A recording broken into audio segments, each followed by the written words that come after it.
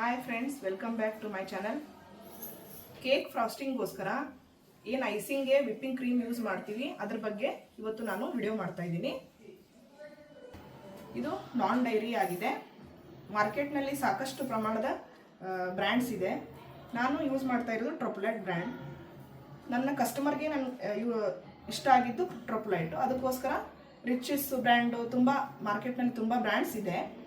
ನಿಮಗೆ ಮಾರ್ಕೆಟಲ್ಲಿ ಏನು ಅವೈಲೇಬಲ್ ಇದೆ ಅದು ನೀವು ಪರ್ಚೇಸ್ ಮಾಡ್ಬೋದು. ಅದನ್ನು ಹೇಗೆ ಮಾಡೋದು ಅಂತ ಈಗ ನೋಡೋಣ. ಇದು ಫ್ರೀಝರ್ನಲ್ಲಿ ಸ್ಟೋರ್ ಮಾಡಬೇಕು.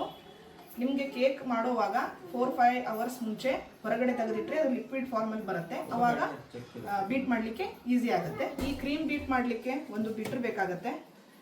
300 ವ್ಯಾಟ್ಸ್ ಆದರೆ ಇನ್ನೂ ಜಾಸ್ತಿ ಆದರೆ ಇನ್ನೂ ಫಾಸ್ಟಾಗಿ ಆಗುತ್ತೆ. ನನ್ನ ಹತ್ರ ಒಂದು ಸ್ಟ್ಯಾಂಡ್ ಬೀಟ್ರೂ ಇದೆ. ಜಾಸ್ತಿ ಕ್ರೀಮ್ ಬೀಟ್ ಮಾಡೋದು ಆಗಿದ್ರೆ ನಿಮಗೆ ಸ್ಟ್ಯಾಂಡ್ ಬೀಟ್ರ್ ಯೂಸ್ ಮಾಡ್ಬೋದು. ಇಲ್ಲಾಂದರೆ ಇದನ್ನು ಪರವಾಗಿಲ್ಲ, ಇದನ್ನು ಯೂಸ್ ಮಾಡ್ಬೋದು.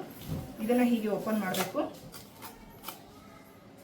ಲಿಕ್ವಿಡ್ ಫಾರ್ಮಲ್ಲಿರೋದು ಇದಕ್ಕೆ ಪಾತ್ರೆಗೆ ಶಿಫ್ಟ್ ಮಾಡಿ.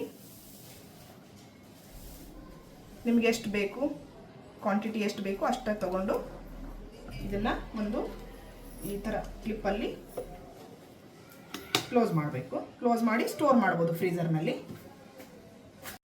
ಈಗ ಇದನ್ನು ಬೀಟ್ ಮಾಡೋಣ.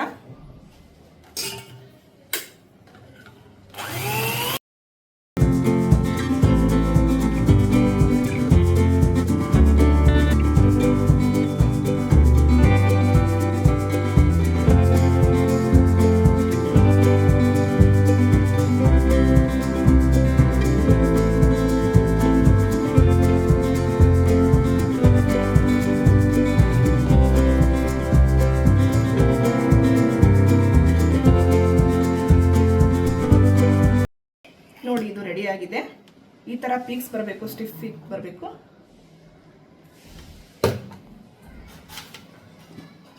ಜಾಸ್ತಿ ಓವರ್ ಬೀಟು ಮಾಡಬಾರ್ದು, ಇಲ್ಲಾಂದ್ರೆ ಕೇಕಲ್ಲಿ ಬಬಲ್ಸ್ ಬರುತ್ತೆ.